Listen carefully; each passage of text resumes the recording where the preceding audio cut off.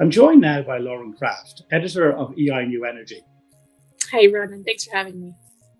Lauren, you moderated our transport panel. Now, can you tell me, transport is central to the energy transition. What were your takeaways from the panel? And you're right. It's absolutely essential to the energy transition, absolutely central.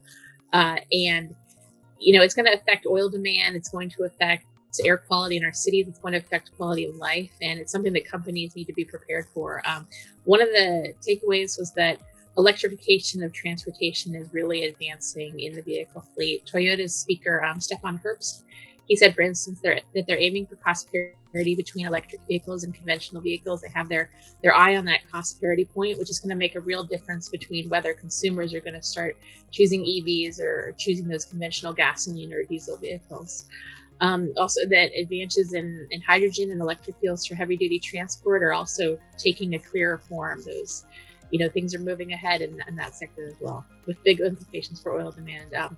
Our speakers also said more is needed on the policy front to keep the electrification moving, and that includes directions both from central national governments, but it also includes cities, which is a point I appreciated because our publication, EI New Energy, we did a series profiling different cities and the challenges that they face in cleaning up travel. But often the cities are going to be the decision makers. And in terms of specific policy tools, we discussed a little bit about bans on conventional cars, which we've just seen in California. The governor directed state regulators to ban gasoline passenger cars by 2035. And on our panel, we discussed how dates are very important, because if you don't set a deadline, if you don't set a date on the wall, things tend to move slowly and not much gets done. I know that from my professional life. And another theme was that there's a risk of tunnel vision in how we approach the decarbonization of transport, or how we approach green transport.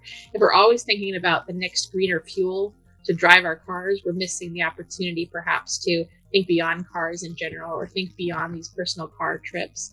And we miss opportunities to move away from personal vehicle travel to offer more options, such as better public transit, bike paths, and so on.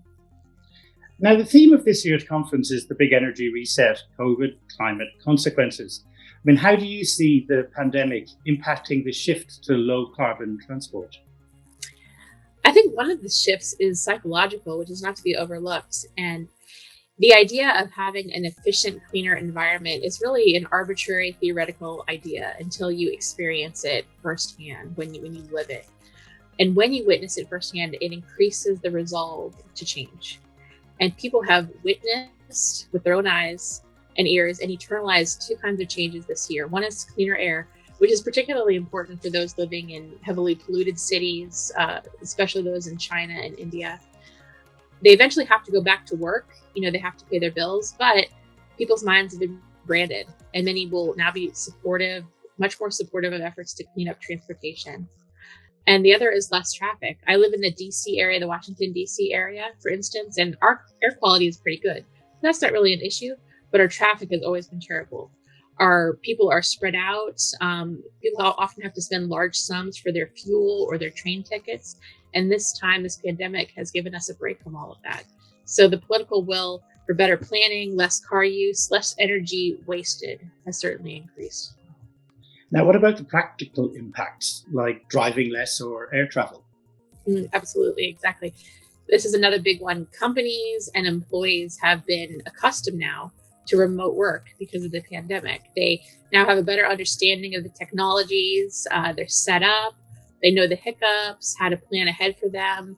Here at Energy Intelligence, we've gotten used to new online meeting systems and how to work them. We know the kinks and we know how to plan ahead for them. And we're more comfortable with it because we've been forced to.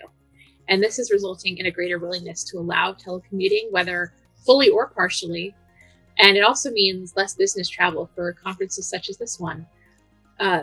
We had this one online because we had to, but perhaps in the future, companies that hold conferences will consider this as an option, or maybe as a partial option.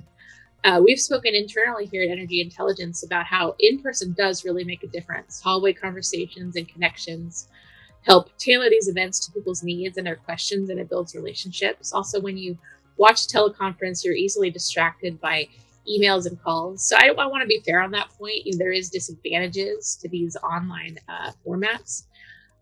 So people and companies will be weighing these advantages and these disadvantages. I discussed the disadvantages, but there's also advantages of holding conferences or business meetings, client meetings online. There's less money spent on flights, hotels. There's also the discomfort of travel that you're avoiding. People love seeing new places, but long plane rides, cramped flights, it can be very exhausting. Indeed. So that gets me to my next question, which is how do we as professionals and consumers do our part to make transportation more clean and efficient? Our panelists had some great points on this. One is get involved. We need everyone pooling together their expertise, pulling our heads together, and adding their brain power, their financial muscle, their support.